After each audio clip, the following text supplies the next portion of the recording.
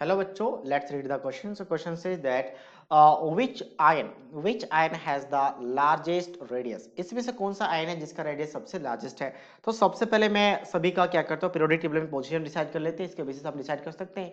क्योंकि left to right क्या होता है, जेड इफेक्टिव इंक्रीज करता है, और left to right Z effective increase करने की वजह से यानी इफेक्टिव न्यूक्लियर चार्ज बढ़ने की वजह से साइज क्या करता है, डिक्रीज करता है। वही बात करो डाउन द ग्रुप, तो साइज क्या होता है, इंक्रीज करता है, क्योंकि नंबर ऑफ शेल इंक्रीज करते हैं, नंबर ऑफ शेल इंक्रीज करेगा तो यहाँ पे साइज इंक्रीज करेगा। ये दो फैक्टर्स हैं। अब मैं अगर पीरियोडिक टेबल में देखा जाए तो यहाँ पे क्या होता है, आपके पास रुबिडियम है जो कि अल्कली मेटल्स का एलिमेंट्स है। तो लिथियम के बाद क्या आता है आपका, पोटाशियम, सोडियम, फिर पोटाशियम और फिर रुबिडियम आता है और फिर यहाँ पे सीजियम आता है।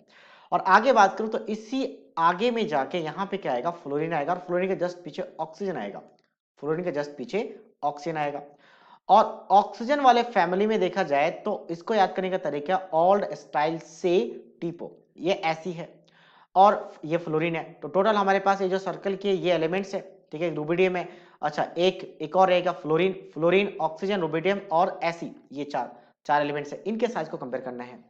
तो इन दोनों में किसका साइज ग्रेटर होगा, Fe का साइज ग्रेटर होना चाहिए। बट थोड़ा सा डिफरेंस आ जाता है, क्योंकि यहाँ पे ऑक्सीजन में -2 चार्ज होने का मतलब है 2 इलेक्ट्रॉन इसमें ऐड हो रहे हैं। अब 2 इलेक्ट्रॉन ऐड होंगे तो एक बार इसका हमें इफेक्टिव न्यूक्लियर चार्ज देख लेते हैं। इफेक्टिव न्यूक्लियर चार्ज देखा जाता है, दैट इज अगर सेम पीरियड का हो तो उसके लिए डिफाइन किया जाता है, ये ध्यान रखें, सेम पीरियड्स के लिए डिफाइन किया जाता है इफेक्टिव न्यूक्लियर चार्ज, या फिर आइसो इलेक्ट्रॉनिक के लिए, दो चीज। तो अभी ये दोनों सेम पीरियड का है।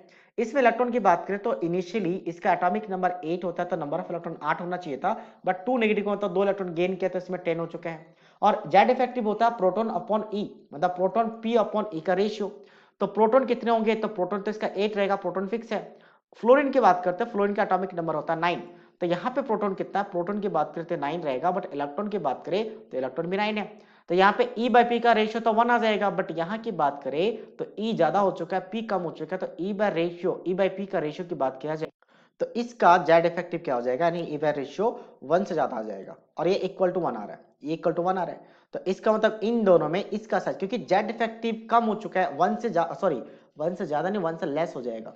इलेक्ट्रॉन ज्यादा है ना, प्रोटॉन कम है, 8/10, तो 1 से लेस है। तो इसका जेड इफेक्टिव कम है, और जेड इफेक्टिव ज्यादा होने से साइज कम होता है, तो इनवर्सली प्रोपोर्शनल, मतलब जेड इफेक्टिव कम होने से साइज ज्यादा होगा, तो O-2 का साइज ज्यादा होगा एज कंपेयर टू फ्लोरीन।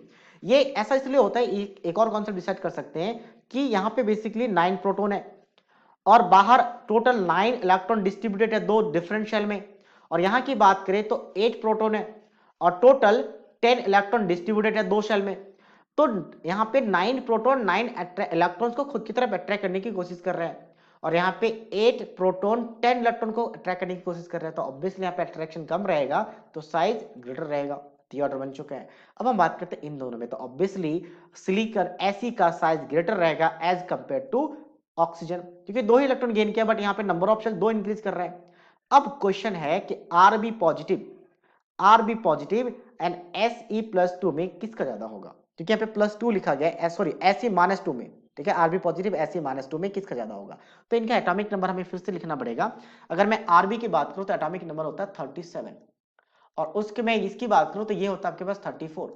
तो नंबर ऑफ इलेक्ट्रॉन यहाँ पे कितने होंगे, 37 में से एक इलेक्ट्रॉन जा चुका था 36, और यहाँ पे भी नंबर ऑफ इलेक्ट्रॉन कितने हैं 34, दो इलेक्ट्रॉन ऐड हुए 36, दोनों जगह नंबर ऑफ इलेक्ट्रॉन सेम है।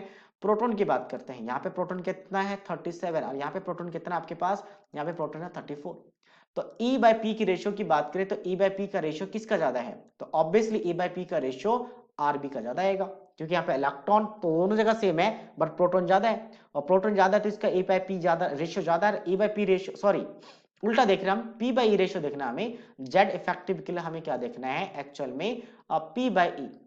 तो E दोनों जगह पे सेम है, P जिसका ज्यादा उसका जेड इफेक्टिव ज्यादा, और जेड इफेक्टिव ज्यादा होगा तो साइज कम होगा, मतलब आरबी पॉजिटिव का साइज कम होगा एज कंपेयर टू इसका। अब हम साइज की बात कर रहे हैं तो साइज इसका ज्यादा रहेगा। तो ओवरऑल यहाँ पे आएगा कौन सा, आरबी पॉजिटिव, और फिर क्या आएगा आपका Se-2। तो सबसे लार्जेस्ट साइज किसका आएगा, Se-2 का। So that means option A is the right answer of this question. So I hope you understood it well. All the best.